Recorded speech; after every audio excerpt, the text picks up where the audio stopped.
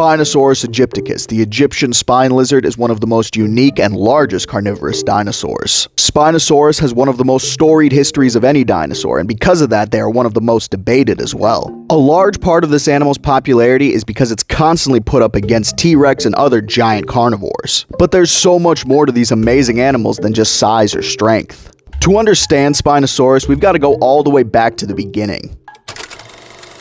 We find ourselves in 1912 at the Bahariya Formation in western Egypt. Here we find paleontologist Richard Markgraf, renowned for his fieldwork and fossil hunting. Markgraf was the first to find Spinosaurus, and he shared this find with his good friend Ernst Stromer.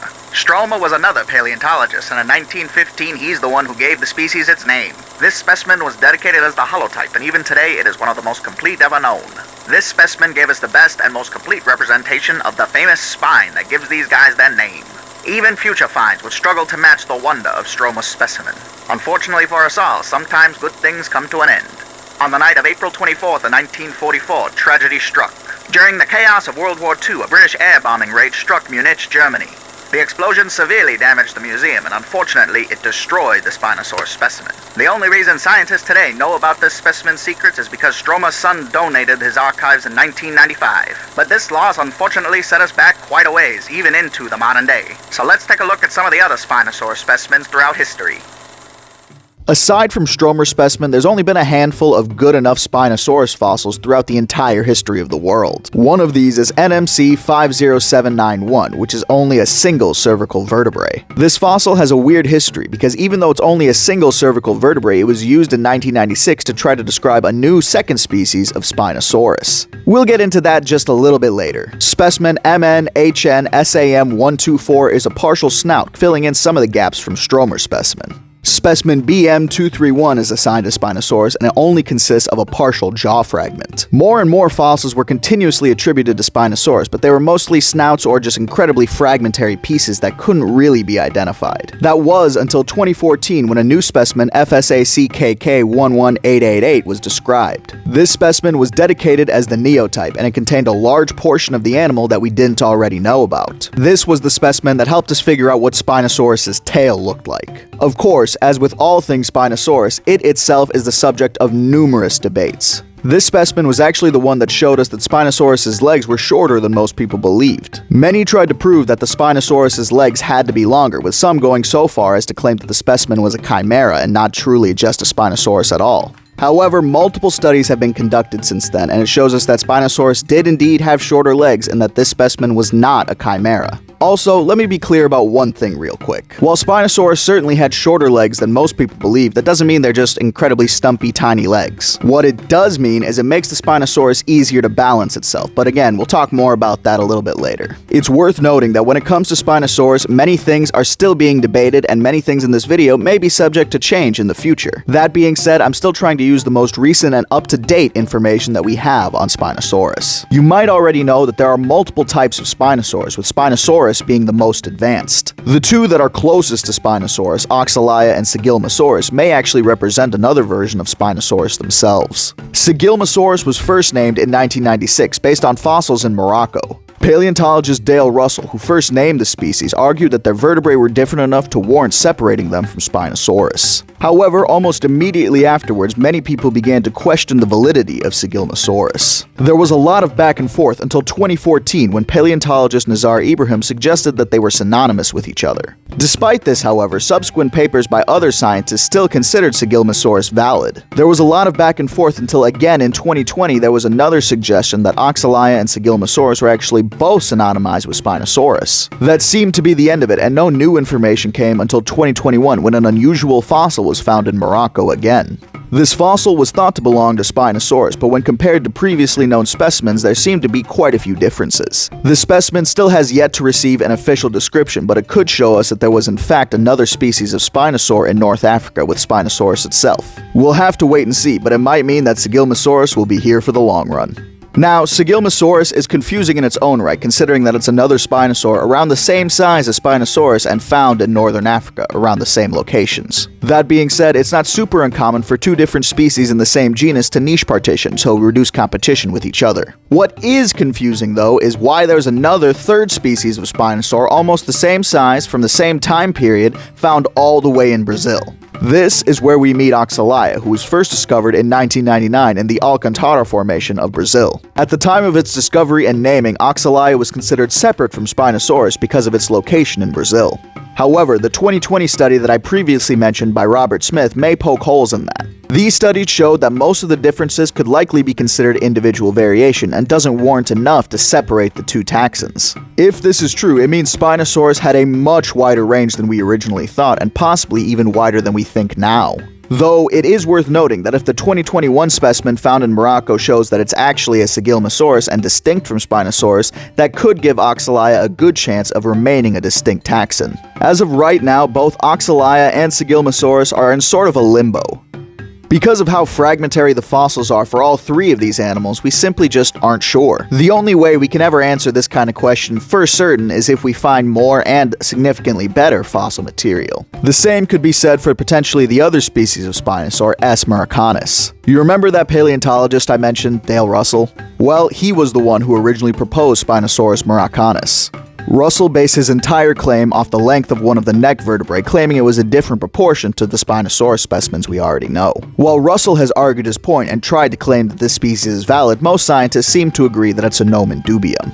Meaning most scientists consider this species invalid and likely synonymous with regular old Spinosaurus Aegyptiacus. The big bad Spinosaurus has been the subject of numerous debates and controversies since its discovery, especially about its size. Even since its discovery, Spinosaurus has long been claimed as one of, if not the largest carnivorous dinosaur. Early claims on its size might actually be smaller than you expect, with some scientists claiming them around 6 tons and 15 meters or 49 feet in length. In fact, in 1988, Gregory S. Paul claimed that the animal was only 4 tons, though he did believe that it was 15 meters. In 2005, an incredibly wild estimation was published, riling up the public and leading to many years of Spinosaurus misinformation down the line. This study, by paleontologist Cristiano Dal Sasso, suggested that Spinosaurus and Suchomimus had similar body proportions. Using Suchomimus as a base, he suggested that Spinosaurus could reach up to 18 meters or 59 feet in length and weigh around 10 tons. There are multiple issues with this type of study, but this one is pretty baseless overall because we don't have a full Spinosaurus skull to compare it to. Another study in 2007 suggested a more compact animal. They believed that Spinosaurus topped out at around 47 feet, just over 14 meters, but could weigh up to 20 tons. This size estimate seemed to be generally accepted overall, and in 2014, Ibrahim expanded on this, suggesting that the animal could in fact reach over 15 meters or 49 feet, while still maintaining the weight from the 2007 paper. This went even further in 2020 when Ibrahim suggested that their massive weight was because their bones were incredibly dense, which would help them in swimming. However, in late 2022, Paul Sereno took another look at this animal. Sereno suggested that Ibrahim's 2020 paper had overestimated the proportions of the animal. As such, he gave us an updated size estimate, claiming that Spinosaurus was only around 14 meters or 46 feet in length and weighing around 8 tons. This is where we are currently, and there hasn't been anything to refute Sereno's claims either, at least nothing based in actual science. From what I understand, however, Nazir Ibrahim may be gearing up for a response, so we may have to wait and see what happens with that. As of right now, these are the modern estimates for Spinosaurus, placing them as one of the largest carnivorous dinosaurs of all time, though not quite as large as a couple of the others. As I said, this is always subject to change. This is just where we are right now. But their impressive size isn't the only amazing things about these animals. Spinosaurids are one of the most unique carnivorous dinosaurs of all time, and this can really be noted in their skull. When you look at this animal's skull, most of you will probably think of a crocodile. I'm in the same boat. I immediately think of crocodiles when I see this type of skull, but I also think of water birds like herons and storks. When you look at a side profile of Spinosaurus compared to a side profile of one of these birds, you can actually notice some striking similarities. And if you go further and combine that image with that of a crocodile, bingo, you might as well have a Spinosaurid at that point. Their skulls are incredibly long and pointed, very similar to these wading birds and not quite as similar as you'd expect to crocodilians. Though they do share some traits with crocodilians, including their conical teeth. Their teeth are completely straight and cone-shaped, much better to grab on to slippery aquatic prey. They also have another pretty surprising similarity to crocodilians as well. A 2009 study focused on something called foramina. Foramina or foramen are openings and connections connective tissues and bones that allow things like nerves to pass through. In crocodilians, these are known as pressure sensors, and it allows them to distinguish movement within the water. In fact, pressure sensors are a huge reason as to why crocodilians are so successful today, allowing them to hide underneath the water until such a time that they can strike at something near the water's edge. It's thought that Spinosaurus had these same pressure sensors in their snout, allowing them to dip their nose in the water and find prey without it ever seeing them. Another adaptation to help them in this method of hunting might have come from a recent paper published last year. This paper took a look at the jaw morphology of a spinosaurid known as Irritator. The study showed us that the rear of Irritator's jaws would open much wider, like a pelican, whenever the animal opened its mouth. This type of adaptation may have allowed them to eat many types of prey items whole and may extend into Spinosaurus and other spinosaurids. These are all an incredibly unique combination of traits, and in my opinion, it points towards Spinosaurus definitely being more of a shoreline hunter.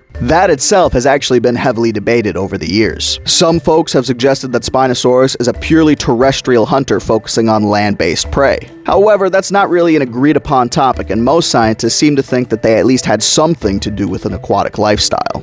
However, how much of an aquatic lifestyle is still heavily debated. A 2018 study suggested that Spinosaurus would not have been a great swimmer whatsoever and may have tipped over if it wasn't consistently paddling its legs in the water. The same study took a look at crocodilians and the buoyancy that their lungs allow them within the water, and came to the conclusion that Spinosaurus wouldn't have been able to dive very far below the water's surface because of this. However, Ibrahim and his colleagues refuted that in 2020 with a study that they published about the tail of Spinosaurus, suggesting that it would have helped them tremendously in swimming. The study showed us that their tail was keeled, very similar to other aquatic animals like crocodilians and even mosasaurs. Additionally, another study in 2022 suggested that they had incredibly dense bones, which would be an aid in diving deeper into the water. However, as you already may have guessed, this has been refuted. In 2021, a study was done by Thomas Holtz and David Hone that shows us that the crocodilian lifestyle was honestly probably not very likely. Spinosaurus, like many dinosaurs, seems to be a fairly rigid animal, not super flexible overall.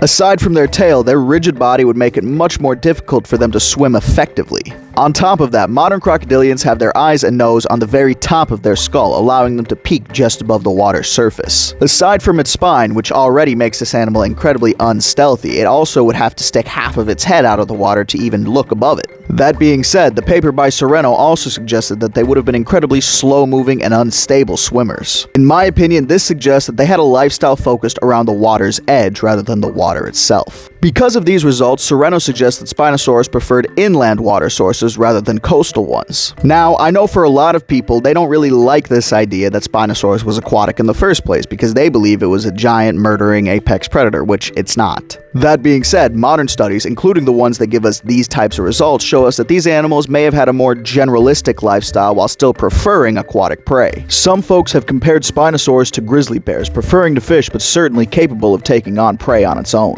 Spinosaurus's jaws weren't incredibly powerful like other large carnivorous dinosaurs, but they could close incredibly fast, similar to modern-day crocodilians. They had incredibly well-built and powerful arms, equipped with large claws on the end, similar to their cousin Baryonyx, though not quite as extreme. These arms were incredibly powerful tools for hunting, able to do the work that their jaws couldn't. This may have allowed Spinosaurus to take on relatively large prey like young titanosaurian sauropods. Most likely, however, those arms were a tool to help them catch fish, using those large hooked claws to grasp an animal and drag it out of the water. But how active were these animals on land, and how often would they spend time hunting on land? That may come down to their posture. While most folks have traditionally considered Spinosaurus a biped, there have been arguments as early as the 1970s suggesting that they may have been quadrupedal instead. This idea wasn't really taken seriously until the 2014 paper by Nazar Ibrahim. Because of our discovery that Spinosaurus had relatively short legs, they suggested that the center of mass of the animal was much further forward than on other theropod dinosaurs. This was a large factor in them suggesting that this animal was mainly aquatic and would have been clumsy on land. They went so far as to suggest that Spinosaurus was an obligate quadruped on land. However, a 2018 reanalysis showed us that despite their short legs, their center of gravity was still relatively close to their hips, allowing them to be competent on land. Spinosaurus is an incredibly mysterious dinosaur, but it may have lived in a lot more places than we think. Traditionally, we have thought of them as North African dinosaurs because that's the exclusive place that their fossils have been found. But if it's shown that Oxala was in fact a Spinosaurus, it would mean that they had a much wider range than originally thought. Such a wide and extensive range would suggest that Spinosaurus was a relatively successful animal overall and may have been able to extend into many places where we wouldn't expect them. They lived alongside a plethora of other dinosaurs, including the mighty Carcharodontosaurus. I've seen a lot of discussion about these animals online because they live together, so many people always put them in battles against one another. The thing you have to understand about two large and powerful predators living alongside each other is that they most likely do something known as niche partitioning. Niche partitioning is nature's way of slowing down on competition and stopping animals from just simply wiping out other species. Animals adapt to take advantage of the easiest and most accessible resources in their environment, and in most cases this means that they won't have to compete with other animals or will have to do so very little. By mainly being specialized aquatic hunters, their conflict with Carcharodontosaurus would have likely been incredibly minimal. I know that won't really satisfy anyone, but when it comes to a straight fight, it really just depends on the animal and the day.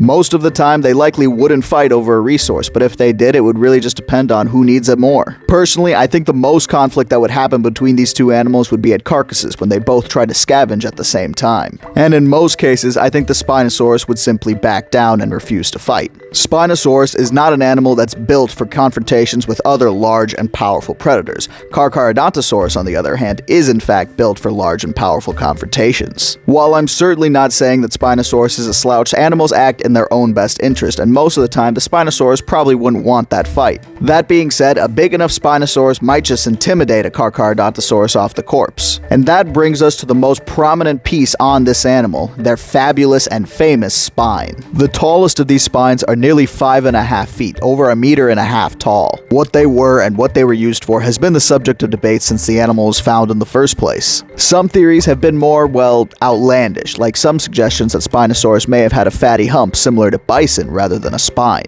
However, most studies don't really seem to agree with this theory, and most point towards Spinosaurus having a sail similar to Pelycosaurus. Some more recent studies have suggested that they used their sail in combination with the knowledge we now have about their tail for hunting. They suggested that Spinosaurus used its spine similar to sailfish, corralling their prey into bait balls before using their tail to slap them similar to thresher sharks, allowing them to eat their prey at their leisure. Personally, I think this is an incredibly fun and interesting theory. However, with the more recent studies that show that they may not have been able to swim as effectively, unfortunately this is probably not a very accurate take. The most likely explanations are also the least interesting and the ones that everybody expects: thermoregulation and mating. It's been suggested that Spinosaurus could use the sail to both take in heat from the sun as well as turn it away from the sun to expel excess heat. This would give them an exceptional method of cooling, as even though they were most likely warm-blooded, they may have still needed it in very hot conditions. And of course, there's always the possibility that the sail and the tail as well would have been used for mating, as these types of structures are not super uncommon. Many animals have features that are pretty much used exclusively for display, and while that's probably not the case with Spinosaurus, there's always the possibility. Personally, I think it may have been a combination of the two. While I certainly believe that the spine could definitely help them regulate their body temperature, there's also the possibility that the spine had blood vessels, which would mean there's the possibility that they had color. Having bright and flashy colors in their spine would have certainly been a great way for them to attract mates. Color can be a huge and particular factor when it comes to picking partners in animals. And honestly, with a sail like that, I wouldn't put it outside the realm of possibility. Spinosaurus is an incredibly unique and amazing animal, and it was popularized in the early 2000s by the third Jurassic Park movie. The film depicts Spinosaurus as a giant mega-carnivorous animal, and many have defended the film by saying that that's what we thought Spinosaurus looked like at the time. However, that's not really true. While we certainly knew that they were large and powerful animals on the land, and that they were longer than most other carnivores, we didn't think that they were some mega-hyper-carnivorous animal. This idea probably got started from Jack Horner's quote, where he said that if we base ferocity on length, then no animal on this planet would match Spinosaurus. However, that's certainly not true, because if we're basing it solely off length, and there's plenty of animals in the ocean and on land that could both be more than a match for Spinosaurus. And honestly, Jack Horner was probably only pushing this hyper-predatory Spinosaurus so hard because he was trying to say that T-Rex wasn't a predator at all and was a scavenger, but you can learn more about that in my last video. Honestly, when it comes to this animal, we haven't seen any accurate Spinosauruses and, well, really anything. The closest we've gotten was an okay but now outdated depiction in Planet Dinosaur, and some more accurate modern depictions in video games like Prehistoric Kingdom. And don't even get me started on this absolute train wreck of a thing. Not to mention the meme meme that took on a life of its own, Spinosaurus. Honestly, I would love to see a modern and accurate depiction of Spinosaurus in some kind of dinosaur media in the near future. Spinosaurus is a unique, powerful, and mysterious dinosaur shrouded in uncertainty. The rulers of the ancient waterways, this was understanding Spinosaurus. Hey guys, thank you all so very much once again for watching. Spinosaurus is a brilliant animal, and I know for many of you it's one of your favorites. Thank you all for learning with me today. Make sure to have a fantastic time, and remember to be good people, and I'll see you guys in the next one.